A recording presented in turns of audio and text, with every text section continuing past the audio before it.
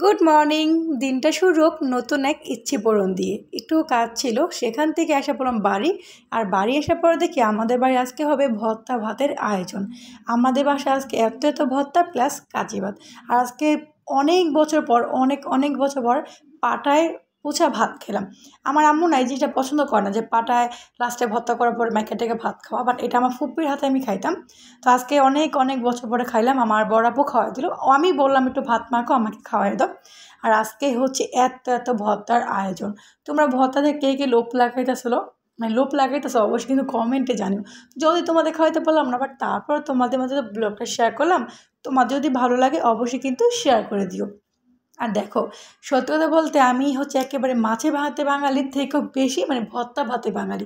মানে ভর্তা হলে আমার আর কিছু লাগে না। আমার পরিবার সবাই কিন্তু খুব ভর্তা পছন্দ করে, বাট আমার হাজব্যান্ড, আমার আব্বু বাদে।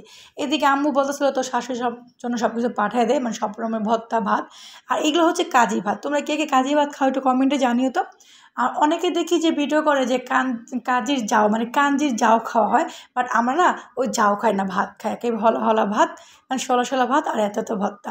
তো আমাদের শরীরপুর কিন্তু খুব বিখ্যাত খাবার। আমাদের শরীরপুর যারা ভ্লগটা দেখতেছে তারা তো জানো কাজি ভাত ভর্তা কতটা বেশি মজা। আর এত ভর্তা দেখে কার কার জিভের লোভ লাগছে বলো তো মা।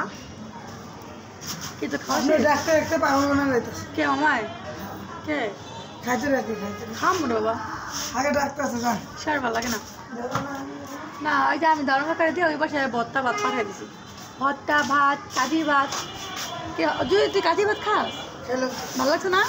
আমাদের শরীরপুর অঞ্চলে বিখ্যাত খাবার কাঠির ভাত। মাম্মার বলো মাম্মা। এই দেখ মা, তোমার চোখ কোথায়? চোখ কোথায়? দাঁত কোথায়? দাঁত কোথায়? দাঁত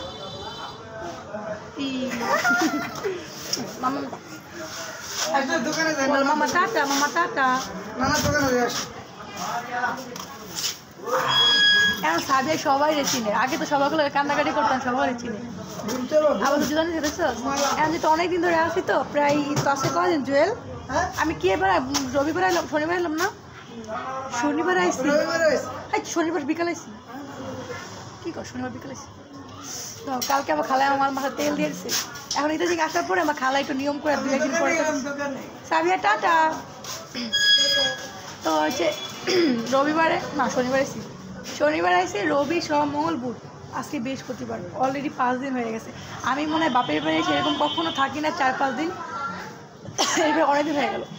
এখানে দাঁড়ায় আছি হচ্ছে আম্মুরে আমার শাশুড়ির আম্মুকে এই জন্য যে ভর্তা ভাত ওইগুলো পাঠাইছি, তো দাঁড় কাকু নিয়ে গেছে, তো এখানে আমি দাঁড়ায় আছি। আমার মেয়ে চলে গেলো এখন দোকানে, এখন তো সাবিয়া সবাইকে চিনে। আর আজকে আকাশটা একেবারে মেঘলে। এইবার বাপের বাড়ি আসার পর একদিনও মানে সুন্দর মতন যাইতে পারিনি। গতকাল একটু বাইরে গেছিলাম, তো বৃষ্টির মধ্যে ভিজা একাকার অবস্থা, ঠান্ডা অলরেডি লেগে গেছে। আর আকাশটা খুবই সুন্দর, মানে ওয়েদারটা অসাধারণ। নিচের দারোয়ান কাকাকে দিয়ে আমার শ্বশুর বাড়িতে ভর্তা ভাত পাঠিয়ে দিচ্ছি। এবার তোমাদের ভাইটা পছন্দ করে না, তার জন্য অন্যরকমের আয়োজন। তো এদিকে তো আমি ওই যে ওইটা হচ্ছে আমার শ্বশুর বাড়ি, এটা হচ্ছে আমার বাপের বাড়ি, এতটা কাছাকাছি আমার শ্বশুর বাড়ি বাপের বাড়ি। তো এখানে দাঁড়াচ্ছিলাম, আমাদের আম্মু ডাকাডি করছিল ভর্তা ভাত খাইতে।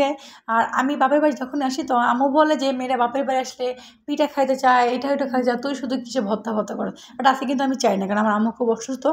তারপরও আম্মু দেখে কিছু রান্না করছে, তো আম্মু খালামণি হাতে হাতে সব কিছু করছে। আর দেখো পরিবার সবাই মিলে একসাথে হয়ে ভাত খাওয়ার ভাগ্যটা কিন্তু অনেকটা বড়, তাই না? তো যাই হোক, এরকম ভর্তা ভাত কে কে পছন্দ করে অবশ্যই কিন্তু কমেন্টে জানিও। আজকে আমার বাড়িতে আম্মু রান্না করে খাওয়ালো কাজি ভাত ভর্তা। সো এই ছিল ছোট্ট একটা ব্লগ। দেখা হচ্ছে পরবর্তী ব্লগে। আল্লাহ হাফেজ।